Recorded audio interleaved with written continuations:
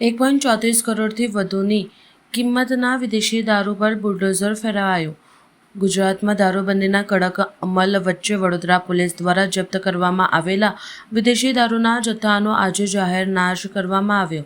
શહેરના Kapurai police station વિસ્તારમાં આ કામગીરી હાથ ધરવામાં આવી. વિડીયોમાં જોઈ રહ્યા છો તેમ શહેરના ખુલ્લા મેદાનમાં તમામ બોટલો પાથરી દેવામાં આવી હતી અને તેમના પર રોલર વડે ફેરવી નાખવામાં આવ્યો હતો. જથ્થાનો કૂચરો બોલાવી દેવામાં આવ્યો હતો. આ પ્રક્રિયા ઉચ્ચ પોલીસ અધિકારીઓની હાજરીમાં પૂર્ણ થઈ હતી.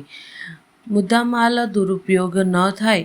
ગુજરાતમાં એક ડ્રાય સ્ટેટ હોવાથી પોલીસ અવારનવાર આવા જપ્ત કરાયેલ નશાકારક પદાર્થોનો નાશ કરી બુટલેગરોના કડક સંદેશ આપે છે કે આ પ્રકારની કામગીરીથી પોલીસ સ્ટેશનના મુદ્દામાલ રૂપમાં જગ્યા ખાલી થાય છે અને કાયદો વ્યવસ્થાની કડક છબી મજબૂત બને છે. અત્યારે કપુરાઈ પોલીસ હદ વિસ્તારમાં ઝોન 3ના કપુરાઈ, પાણીગેટ, મકરપુરા અને માંજરપુર આ 4 પોલીસ સ્ટેશનમાં છેલ્લા 2 મહિનામાં દાખલ થયેલા 69 ગુનાના 1,34,00,000થી પણ વધારેના મુદ્દામાલનો નાશ કરવામાં આવી રહ્યો છે, જેમાં 38,000થી પણ વધુ બોટલોનો અત્યારે નાશ કરવામાં આવી રહ્યો છે.